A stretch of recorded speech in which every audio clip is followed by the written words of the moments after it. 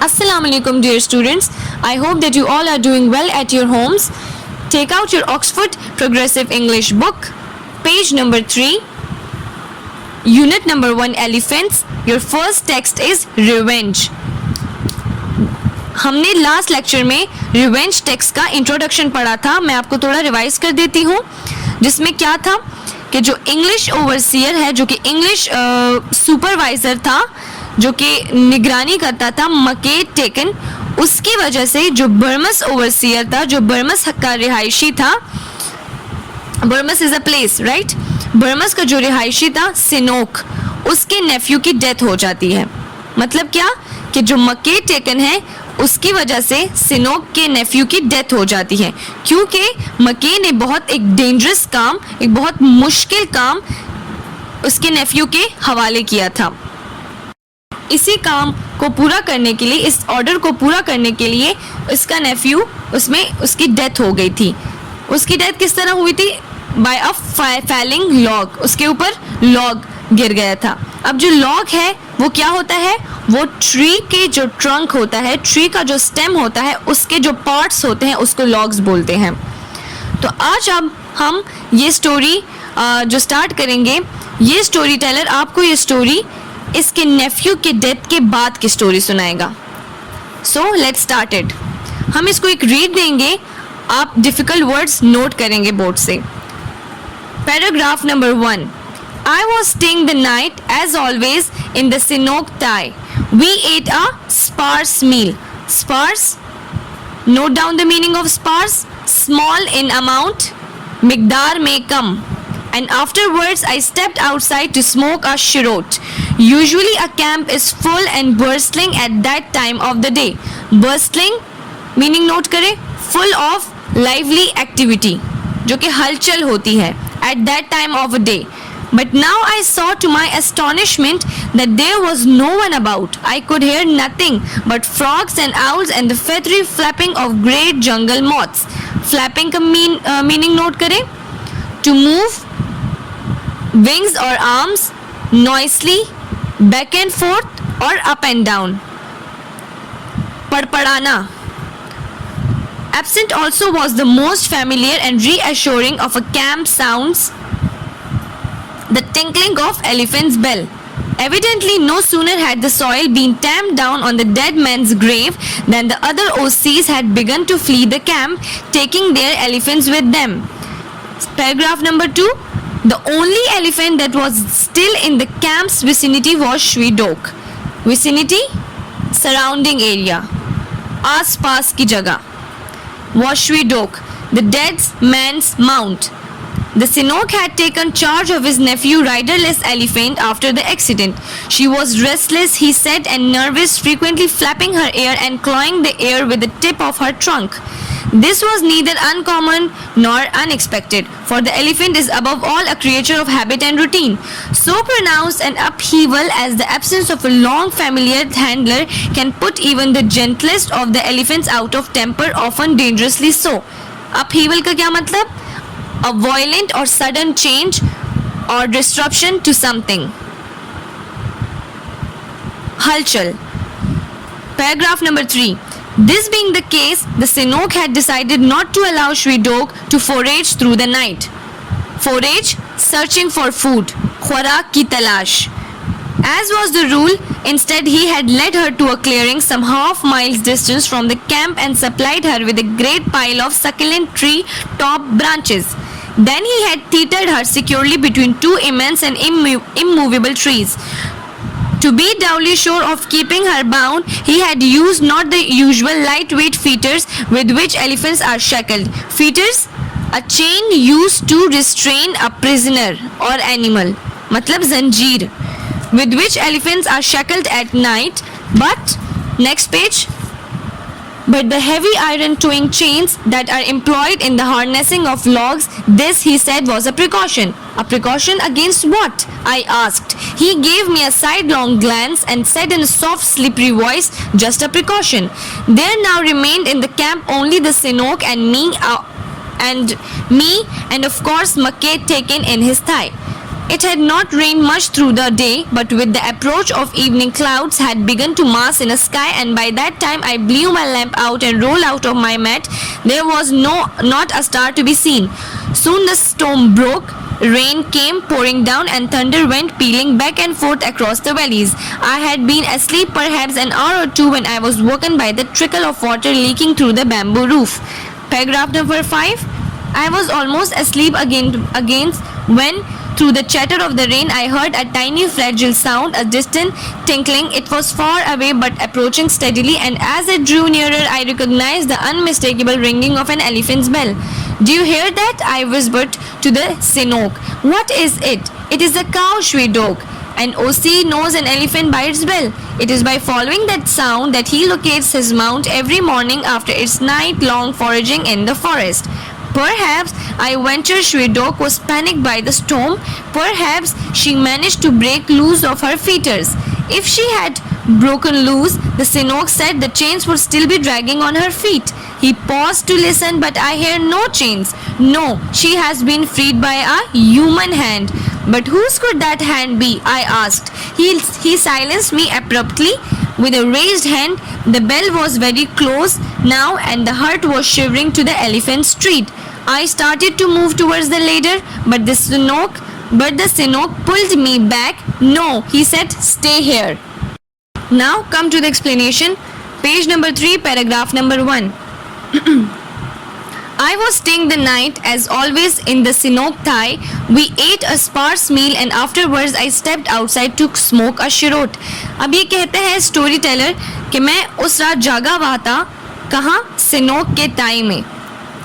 जो अंकल था, उस नेफ्यू का जो अंकल था जिसके नेफ्यू की डेथ हुई थी, सिनोक के ताई में.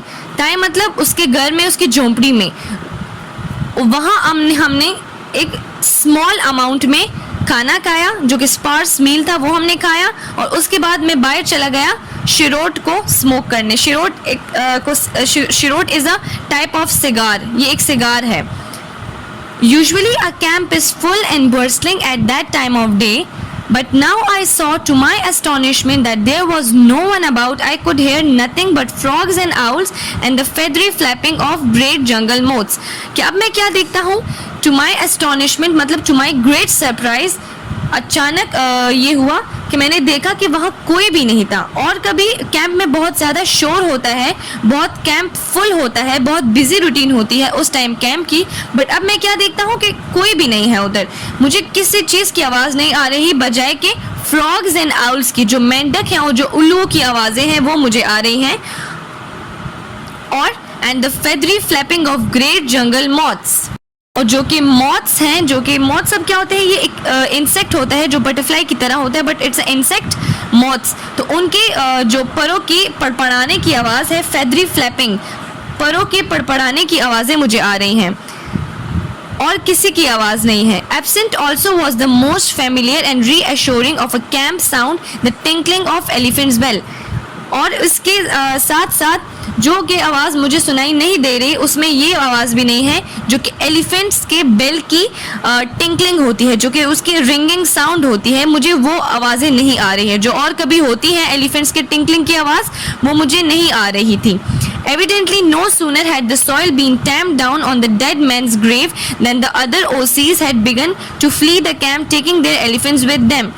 अब ये सब कुछ बहुत क्लियर था कि अभी उस मरे हुए शख्स की, जो कि सिनोक का नेफ्यू था, उसके ग्रेव पे, उसकी कब्र पे अभी सही तरीके से मिट्टी भी नहीं डाली गई थी. उसका गम अच्छी तरीके से मनाया भी नहीं गया था कि सारे ओसीज, सारे उधर के जो रहने वाले लोग थे वो सारे चले गए थे कैंप से. They ran away from the camp, अपने taking their elephants with them, अपने एलिफेंट्स को साथ लेके चले गए थे वो लोग. इसलिए उसको किसी भी इंसानों की आवाज़ नहीं आ रही थी और किसी भी एलिफेंट्स की आवाज़, टिंकलिंग की, उनके बेल्स की आवाज़ नहीं आ रही थी.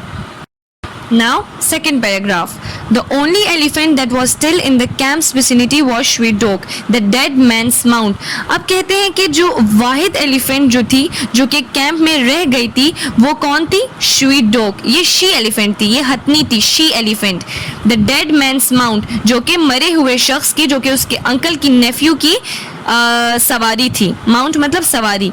The Sinok had taken charge of his nephew's riderless elephant after the accident. अब इसकी जिम्मेदारी किसने उठाई थी इस एलिफेंट की? जो नेफ्यू का जो अंकल था, जो सिनोक था, उसने इसकी जिम्मेदारी उठाई थी. She was restless, he said, and nervous, frequently flapping her hair and clawing the air with the tip of her trunk. अब ये बड़ी बेसकूनी के आलम में थी क्योंकि इसका ओनर नहीं था इसके पास. He said and nervous, बहुत ज़्यादा घबराई हुई थी. Frequently flapping her hair, अपने कानों को बार बार फ्लैप कर रही थी और and clawing the air with the tip of her trunk, और अपने ट्रंक को भी बार बार हवा में उठा रही थी. This was neither uncommon nor unexpected. अब ये बड़ी कोई अनएक्सपेक्टेड सी बात नहीं थी क्योंकि इनकी नेचर में आता है. ये एक क्रिएचर है जो इनकी नेचर में इस तरह आता है. So pronounced an upheaval as the absence of a long familiar handler can put even the gentlest of elements out of temper, often dangerously. अब इसका ओनर इसके पास नहीं था. इस पे एक बहुत ज़्यादा सडन चेंज आ गया था. upheaval का मतलब सडन चेंज इसके ऊपर आ गया था कि इसका हैंडलर, इसका जो मालिक था, इसके पास नहीं था. इधर उधर जब हो जाए इनके मालिक इनके हैबिट में आता है ना, तो ये लोग ज़रा घबरा जाते हैं और ये लोग बहुत ख़तरनाक हो जाते हैं इससे. अब इसका जो ओनर था वो तो इसके पास नहीं था. इसकी वजह से ये बड़े गुस्से के आलम में थी और बड़ी ख़तरनाक किस्म की हरकतें भी कर रही थी. बड़ी ख़तरनाक बन जाते हैं इस तरह elephants. Now, third paragraph. This being the case, the Sinok had decided not to allow Shwedoak to forage through the night as was the rule. अब ये लोग क्या करते थे, रात को अपने एलिफेंट्स को छोड़ देते थे फोरेज के लिए. फोरेज मतलब टू सर्च फॉर फूड, ये खुराक की तलाश के लिए अपने एलिफेंट्स को रात को छोड़ देते थे. बट इस रात को जब उसने इस श्वीडोक का केस देखा, उसका हाल देखा, तो इसने उसको नहीं छोड़ा रात को फोरेजिंग के लिए. खुराक की तलाश के लिए इसको उस रात नहीं छोड़ा गया क्योंकि उसकी हालत नॉर्मल नहीं थी. Instead, he had led her to a clearing some half miles distance from the camp and supplied her with a great pile of succulent tree top branches. इसके बजाय इसने क्या किया, ये एक कैंप से इसको एक हाफ मील की दूरी में ले गया, एक आधे मील की दूरी में ले गया और इसको क्या प्रोवाइड किया, बहुत ज़्यादा अमाउंट में succulent tree top branches, जो कि बिल्कुल जूसी ट्री के ब्रांचेस थे. इसने खुराक के लिए उस श्वेडोक को ये दिए. Then he had tethered her securely between two immense and immovable trees. अब इसने क्या किया, इसको बांध दिया दो ट्रीज के बीच में, जो कि बिल्कुल लार्ज किस्म की ट्रीज थी. इमेंस मतलब एक्सट्रीमली लार्ज, जो कि बहुत लंबी ट्रीज थी. एंड इमूवेबल ट्रीज, जो बिल्कुल हिलने वाले दरख्त होते हैं वो बिल्कुल नहीं थे, वो जो कि मूव नहीं हो सकते थे. इन दोनों के बीच में इसने श्वेडोक को बांध दिया. टीटर्ड, बांध दिया इसको. To be doubly sure of keeping her bound he had used not the usual light weight fetters with which elephants are shackled. अब इसने इसको बांधने के लिए जो आर्म फीटर्स होते हैं, जो कि आर्म जंजीरें होती हैं, जो कि ज़्यादातर लोग एलिफेंट्स को बांधने के लिए यूज़ करते हैं, तो इसने ये आर्म जंजीरें नहीं यूज़ किए जो बिल्कुल लाइट वेट होती हैं, जिसमें वज़न इतना नहीं होता.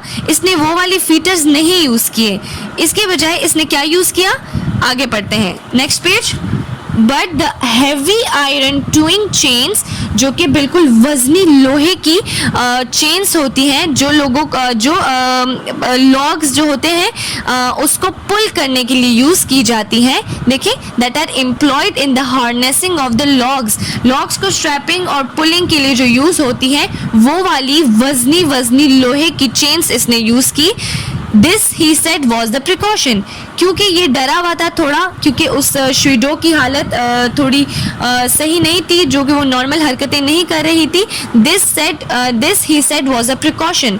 तो इस सिनोक ने ये एज अ प्रिकॉशन के लिए ये सब कुछ किया, उसको ज़रा ज़्यादा सख्ती से बांध दिया. सेफ्टी मैयर इसने लिया, एक प्रिकॉशन इसने लिया, एहतियात के तौर पर इसने इस तरह किया कि कुछ भी हो सकता है. Paragraph number 4, a precaution against what I asked. अब ये जो हमें ये बंदा जो हमें स्टोरी सुना रहा है, ये जो सिनोक के टाइम में उस रात को था, ये अब सिनोक से पूछता है कि प्रिकॉशन अगेंस्ट व्हाट, किस चीज़ के लिए तुम एहतियात कर रहे हो, मतलब क्या होगा. आई आस्क्ड, उसने पूछा. He gave me a sidelong glance and said in a soft slippery voice, just a precaution. ये अब जो स्टोरी टेलर है, इसने सिनोक से पूछा कि तुम क्यों इतना एहतियात कर रहे हो, तो सिनोक ने इसको एक क्विक सी लुक दी साइड से कि ऐसे ही प्रिकॉशन मैं ले रहा हूँ, जस्ट अ प्रिकॉशन, मतलब इसके माइंड में कुछ था बट इसने बोला नहीं कि मैं ऐसे ही प्रिकॉशन के तौर पे ये सब कुछ कर रहा हूँ. Now there now remained in the camp only the Sinok and me and of course Mackay taken in his thigh. अब कैंप में टोटल 3 बंदे रह गए थे उस वक्त. कौन कौन? जो ये स्टोरी हमें सुना रहा है, जो कि स्टोरी टेलर है. फर्स्ट वन ये, सेकंड वन सिनोक जो कि उस नेफ्यू का अंकल था, थर्ड वन मक्के टेकन जो कि इंग्लिश सुपरवाइजर, इंग्लिश ओवरसीयर था, वो अपने थाई में था. It had not rained much through the day, but with the approach of evening, clouds had begun to mass in the sky, and by the time अब कहते हैं कि पूरे दिन में बारिश नहीं हुई थी, बट जैसे ही शाम करीब आती गई क्लाउड्स आ गए आसमान में, क्लाउड्स आ गए and mass in the sky, and by the time I blew my lamp out and rolled out my mat, there was not a star to be seen. इतने में से मैंने लैंप को ऑफ कर दिया एंड मैंने अपना बाहर मैट बिछा दिया और आसमान की तरफ देखा तो एक स्टार भी मुझे नजर नहीं आ रहा था. Soon the storm broke. Rain came pouring down and thunder went pealing back and forth across the valleys. अब थोड़ी देर बाद एक तेज हवाओं के झोंके आने लगे और एकदम से बारिश शुरू हो गई और थंडर स्टॉर्म्स होने लगे. गरज बरज के साथ बारिश शुरू हो गई वादी में, in the across the valley. I had been asleep perhaps an hour or two when I was woken by the trickle of water leaking through the bamboo roof. अब ये कहते हैं कि मैं 1 घंटा ही सोया था, 1 घंटा और 2 hours or 1 hour ही सोया था मैं. When I was woken by the trickle of water, कि वो पानी की टपकने की वजह से मेरी आंखें खुल गई, जो कि लीक हो रहा था बैम्बू के रूफ से, जो कि छत से लीक हो रहा था, उसकी वजह से मेरी आंखें खुल गई. Paragraph number 5. I was almost asleep again when through the chatter of the rain I heard a tiny fragile sound, a distant tinkling. अब कहता है कि मैं वापस सो गया था, इतने में से मुझे रेन की, जो बारिश की आवाज़ थी, उसके साथ ही मुझे एक डेलिकेट सी दूर से from far away a distant tinkling, दूर से मुझे टिंकलिंग, एलिफेंट्स की जो बेल की टिंकलिंग होती है ना, जो रिंगिंग साउंड होती है, अब दूर से मुझे वो साउंड आनी शुरू हो गई. It was far away but approaching steadily. इस तरह लगता था कि ये आवाज़ मुझे दूर से आ रही है बट आराम आराम से वो मेरे नज़दीक आती जा रही है. And as it drew nearer I recognized the unmistakable ringing of an elephant's bell. अब जो वो नज़दीक आती जा रही थी, मैंने रिकॉग्नाइज कर लिया, मैंने पहचान लिया, आइडेंटिफाई कर लिया कि ये ज़रूर एलिफेंट्स की किसी एलिफेंट्स के बेल की आवाज़ है, जो उसकी रिंगिंग होती है, बेल जैसे रिंग करता है, उसकी आवाज़ है ये. Do you hear that? I whispered to Sinok, what is it? अब ये सिनोक कहता है कि तुम्हें आवाज़ आ रही है. स्लोली सा ये सिनोक को विस्पर करता है कि तुम्हें आवाज़ आ रही है, ये क्या है? What is it? It is a cow shriek. अब इसको लगा कि ये shriek आ रही है. And OC knows an elephant by its bell. It is by following that sound that he locates his mount every morning after his night-long foraging in the forest. अब कहते हैं कि जो OC है, जो वहाँ का रहने वाला है, वो अपने एलिफेंट की आवाज़ उसके बेल से ही पहचान लेता है, मतलब वो रिकॉग्नाइज कर लेता है एलिफेंट के बेल से कि ये मेरी एलिफेंट है. It is by following that sound that he locates his mount every morning after his night long foraging in the forest. अब ये कहता है कि ये किस तरह उसको पता चल जाता है, उनको कैसे पता चल जाता है ये मेरी एलिफेंट है, बेल की आवाज़ से, मतलब कैसे पता लग जाता है. तो आपको रीज़न बताते हैं कि इस तरह पता लगता है कि जब ये अपने एलिफेंट्स को रात को छोड़ देते हैं फॉरेजिंग के लिए, फूड के खुराक के सर्च के लिए, फूड की तलाश के लिए, जब इनको छोड़ देते हैं, जब सुबह इनको ढूंढने के लिए जाते हैं, अपने एलिफेंट्स को ढूंढने के लिए जाते हैं, तो इसी साउंड के थ्रू ये इनको फाइंड कर लेते हैं फॉरेस्ट में. Perhaps I ventured. Shriek was panicked by the storm. Perhaps she managed to break loose of her fetus. अब मुझे इस तरह, मेरे ख्याल में इस तरह आ रहा था कि जो श्रीडोक है, जो कि वो शी एलिफेंट है, वो पैनिक्ड हो गई थी, वो वरिड हो गई थी स्टॉर्म से, जो कि तेज़ आंधी और तूफान था, उसकी वजह से वो बहुत वरिड हो गई थी, इसलिए उसने अपने फीटस, जो उसकी जंजीरें थी, वो तोड़ दी थी. तो if she had broken loose, the Sinok said, the chains would still be dragging on her feet. अब वो सिनोक उसे कहता है स्टोरी टेलर से कि अगर उसने रिलीज कर भी लिया होगा अपने आप को उन जंजीरों से, उन फीटर्स से, तो इस तरह होना चाहिए कि वो चेन्स जो है उसके पैर के साथ अभी तक ड्रैग, मतलब अभी तक पुल हो रहे होंगे, बट मुझे किसी भी चेन्स की आवाज़ नहीं आ रही है। मतलब अगर शुई डॉग आ रही होती तो उसके पैरों से हमें ज़रूर चेन्स की आवाज़ें भी आ रही होती। He paused to listen, but I hear no chains. No, she has been freed by human hand. इस तरह लगता है कि उस किसी बंदे ने जाके उसकी फीटर्स, जो उसकी जंजीरें थी, वो खोल दी हैं, इस तरह लगता है। क्योंकि अगर उसने खुद को रिलीज कर दिया होता तो उसके पाँव से ज़रूर जंजीरों की आवाज़ें भी आ रही होती। But whose could that hand be? I asked. इसने पूछा, स्टोरी टेलर ने सिनोक से पूछा कि किसका हाथ हो सकता है इसके पीछे। अब है he silenced me abruptly with a raised hand, मतलब उसने मुझे अपना हाथ उठाकर मुझे खामोश कर लिया था। एकदम से अचानक उसने मुझे अपना हाथ उठाकर खामोश कर लिया था। The bell was very close now and the heart was shivering to the elephant street. अब जो बेल थी, जो कि टिंकलिंग की आवाज़ थी, वो बहुत ज़्यादा करीब आ गई थी और जो उनका पूरा थाई था, जो उनका पूरा हट था, झोंपड़ी थी, वो शिवर कर रही थी, मतलब शेक कर रही थी उस एलिफेंट्स के ट्रीट से। मतलब जो उसके वॉक की आवाज़ थी उसकी वजह से वो पूरा हट शिवर कर रहा था, शेक कर रहा था। I started to move towards the ladder but the Sinok pulled me back. No, he said, stay here. अब ये स्टोरी टेलर कहता है कि मैं देखने के लिए आगे बढ़ा कि मैं सीढ़ी के ऊपर चढ़कर देखूं। जैसे मैं नज़दीक गया सीढ़ी के, सिनोक पुल्ड मी बैक, मुझे उस अंकल जो सिनोक थे उन्होंने मुझे पीछे की तरफ से पकड़ लिया और मुझे अपने साथ वापस खड़ा कर दिया कि no, he said stay here, कि अभी तुम मत जाओ, तुम इधर रहो। नाउ हम इधर तक पढ़ेंगे, आज के लिए इतना ही। आई होप सो कि आपको स्टोरी समझ आ गई होगी। इंशाल्लाह पैराग्राफ नंबर 6, 7 and 8 हम नेक्स्ट लेक्चर में पढ़ेंगे and I'll explain it to you guys. Until then, take care. Allah Hafiz.